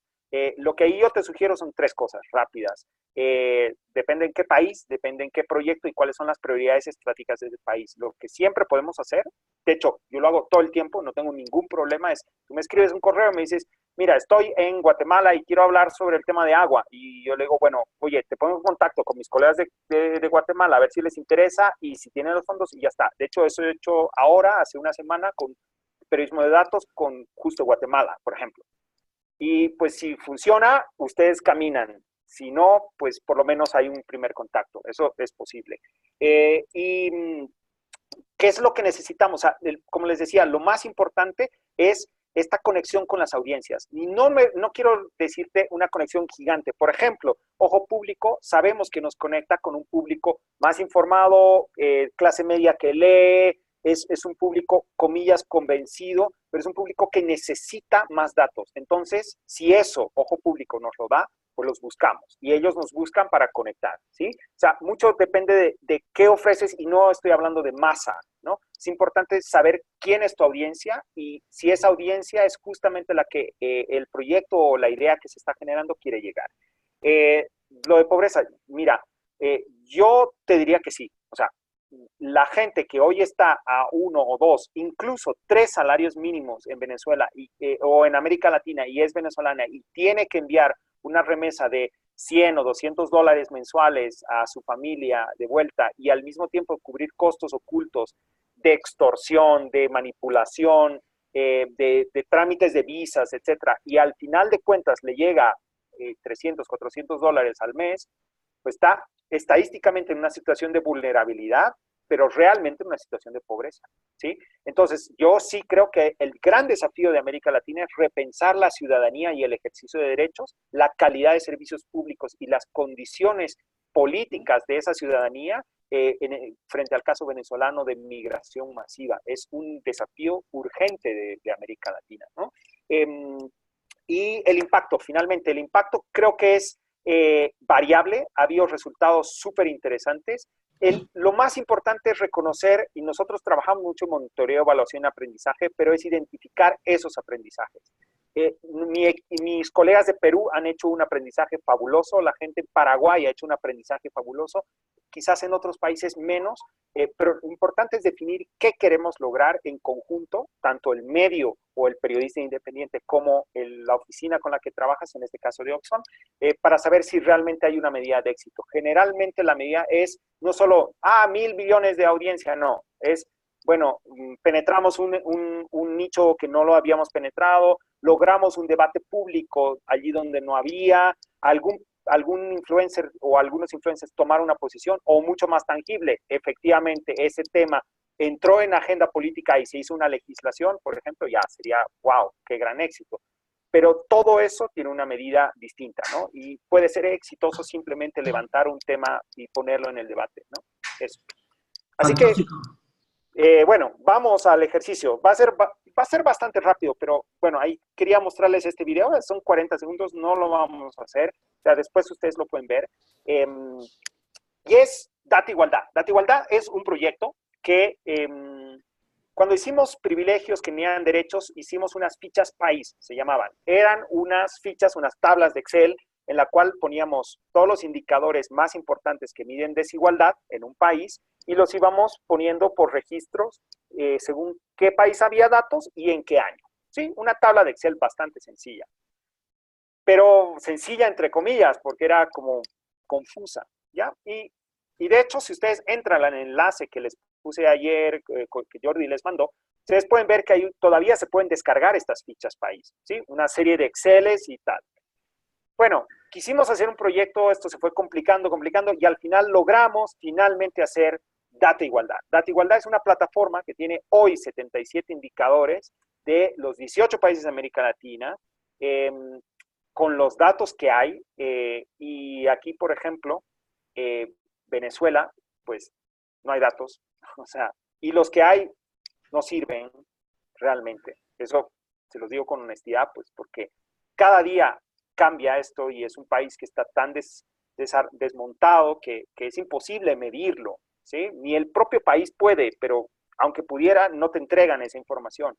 Entonces, con esas excepciones, lo que hicimos fue montar esta base. Y esta base es lo más intuitivo posible para alguien que no es experto en datos, pero si hay alguien que es experto en datos, tiene la capacidad de hacer la minería o la descarga masiva, minería y utilización de Big Data, digamos, ¿no? Te puedes descargar todo el volumen y entrar y hacer todas las preguntas que quieras si eres experto, y si no, puedes ir por este portal. Entonces, lo que yo quería pedirles es que vayan a esta dirección.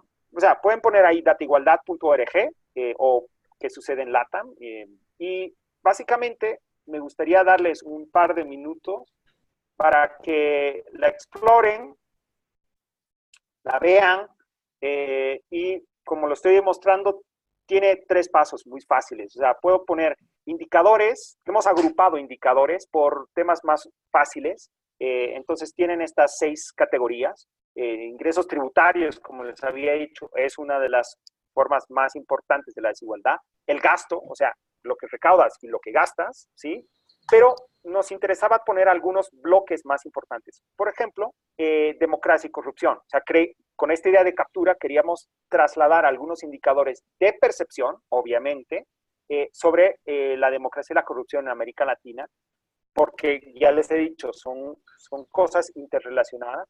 Y 2 que son muy requeridos, que son, alejar esta ventana compartida, no sé qué es ese mensaje, pero bueno, salud, educación, y otra que es sobre derechos. ¿Qué es lo que hacen? Voy a entrar a cualquiera, así rápidamente. Ustedes Creo que dejamos de ver la pantalla, ¿eh? Bueno, no sé si los demás ven, pero yo veo como en azul. Sí, me apareció un mensaje. Su función de compartir está en pausa. Guay. A ver, voy a dejar de compartir y voy a volver a compartir. Claro. Date igualdad. ¿Ahí? Ahí ya estamos viendo, claro. Sí, ok, gracias, súper. Entonces, eligen una de las categorías, yo elijo salud por elegir, y voy a, por ejemplo, tasa de mortalidad materna. Un indicador súper importante porque en un país a mayor tasa de mortalidad materna, mayor, por supuesto, desigualdad. O sea, hay una directa relación con esto. Al mismo tiempo que si se mueren más mujeres, la fuerza humana productiva, que es la mujer, o sea, que es la persona que puede dar más seres humanos, pues está muriendo. Ergo, la mayor posibilidad, o sea, hay menor posibilidad de que la gente, de que haya más productividad en un país, de que haya mejores condiciones, ¿sí? O sea, proteger a las personas que producen, comillas, niños es lo más importante, ¿sí? En un país.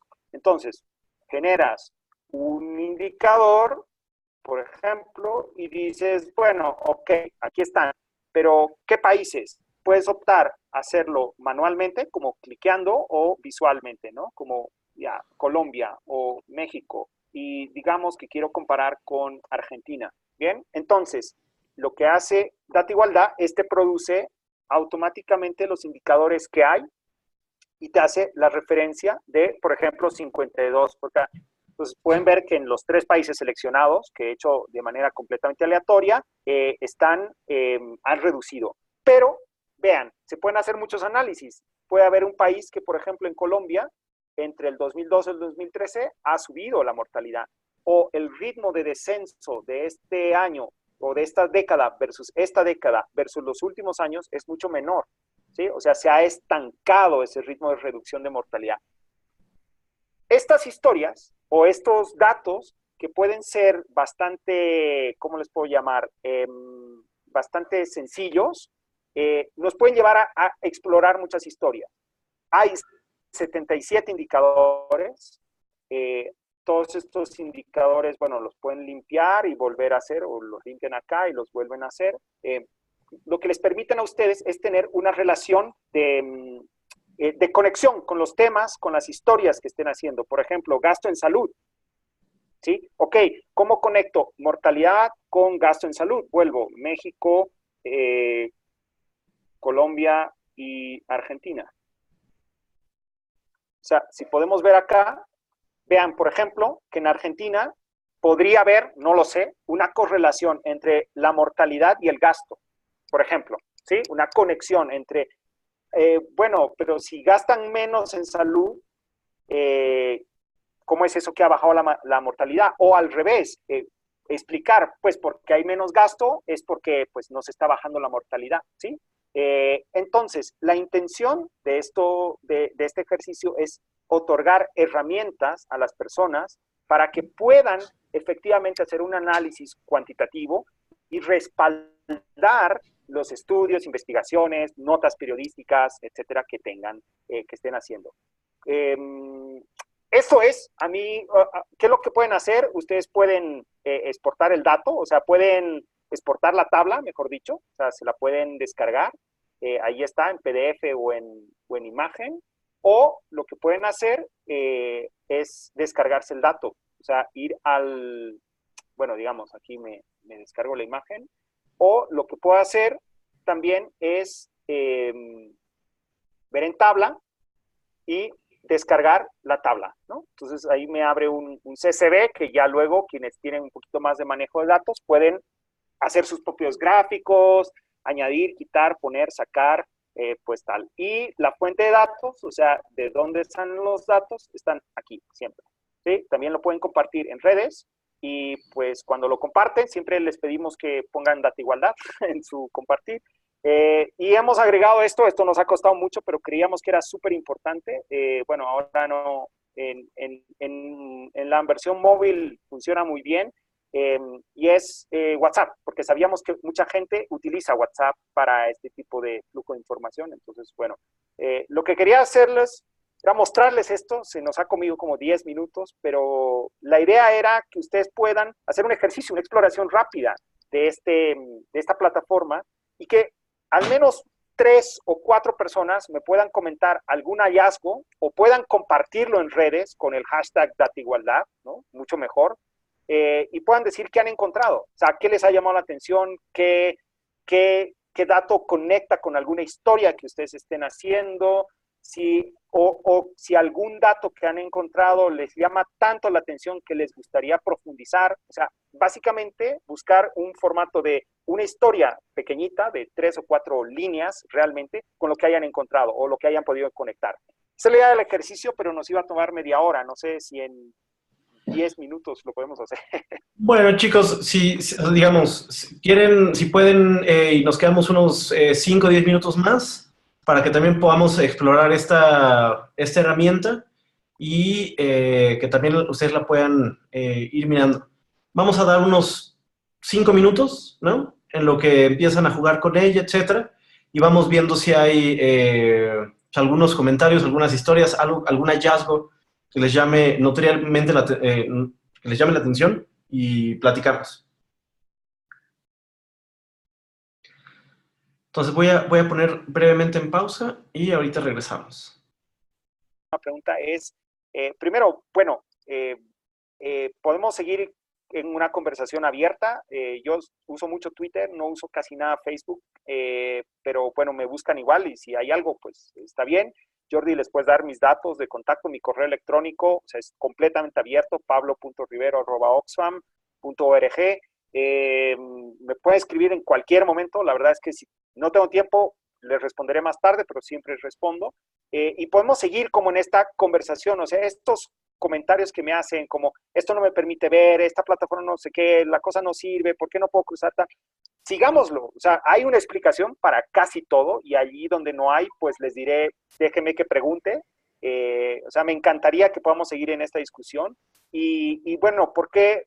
Súper bien eso de que me critiquen, de mencionar igualdad. Lo que pasa es que es un proyecto colaborativo, está instalado con 2 aliados que son súper potentes, la gente en Centroamérica los conoce, y CEFI y Latindad, que es una red latinoamericana. Y la verdad es de que nosotros lo que quisiéramos es de que este proyecto poco a poco pase a propiedad colectiva, a propiedad de medios, propiedad de sociedad civil, propiedad del resto. Hemos desarrollado la herramienta, no la podemos mantener activa forever, ¿no? En algún momento vamos a tener que abandonarla y no quisiéramos que se caiga. Entonces estamos muy interesados en que la gente como que se empiece a apropiar de una herramienta que le sirva. Hay mucha gente que nos ha dicho que le encanta, que está súper bien y que quiere como mantener la idea, y quisiéramos que periodistas jóvenes también nos ayuden. Tenemos una capa que no saben cuánta, así me pica el comezón de mostrarles, no es pública, no puedo hacerlo, pero es cómo generamos memes con estos datos. Es un meme generator, digamos, con estos datos. Y no me la dejan lanzar. Son temas de quién es jefe. Pero, de nuevo, o sea, me encantaría que ustedes también nos manden estas ideas porque la idea es de que podamos hacer un proyecto más colectivo. Entonces, por eso es que les pedía que se conecten. No es tanto por publicidad de la plataforma. Pero, bueno, eso para aclarar. Entonces, ¿cuándo se irán actualizando? Bueno, sí, CEPAL, por si acaso, actualiza datos en marzo. Es quien entrega datos. El panorama social sale más adelante, pero a nosotros con un convenio que tenemos nos entregan los datos en marzo. Yo creo que en abril ya estará la nueva versión y les avisaremos. Haremos como un anuncito de, hey, data actualizada, ¿no? Fantástico, Pablo. Un favor, ¿podrías dejar de compartir otra vez su pantalla para tomar la foto oficial de la sesión? Claro. Y les pido, chicos, si pueden poner su video. Chicas. Ya está, ¿no? José Mendieta, Camila, Alice, si puedes poner tu video. Yamlek, dice que no funciona, ok. Muy bien, entonces denme un segundo y vamos a tomar la foto, si pueden saludar. Cha. Muy bien. Bueno, pues entonces con esta... terminaríamos la 9ª sesión. Les cuento rápidamente, la próxima sesión es el próximo sábado con Florencia Amaro de Techo. Estamos conectando con 2 organizaciones internacionales, en esta ocasión fue con Oxfam, la próxima es con Techo Internacional. Vamos a hablar sobre periodismo de soluciones. Hemos hablado ya de distintos temas, hemos intentado problematizar muchos fenómenos complejos que existen hoy por hoy en la región, pero también vale mucho la pena hacer una reflexión de, bueno, y luego, o sea, no solamente cómo narramos este tipo de problemas, sino cómo desde el periodismo podemos aportar también a su solución. Entonces, es algo que nos interesa mucho, que se siga debatiendo, que se siga conociendo. Espero que les llame la atención. El equipo 1, cierro ese paréntesis, el comercial de las sesiones, el equipo 1 del ejercicio colectivo está a tope, escribiendo, visualizando, haciendo las primeras piezas que se van a publicar el 18 de marzo.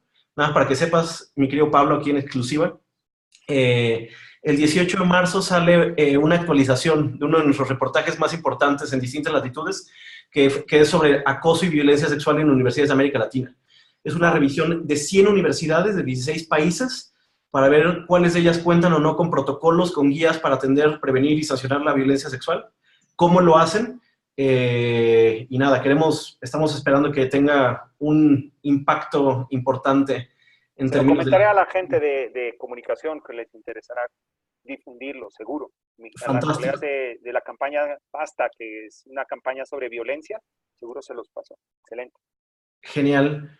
Bueno, pues dicho eso, cerramos ahora sí la sesión y nos estamos viendo. Mil gracias, Pablo, por todo el apoyo, por toda la explicación. Un placer. Gran placer, éxito y abierto a lo que quieran. Payo Rivero, me buscan y me escriben lo que quieran. Fantástico, chicos. Espero que se lo hayan pasado bien. Y pues nada, con eso terminamos. Fantástico.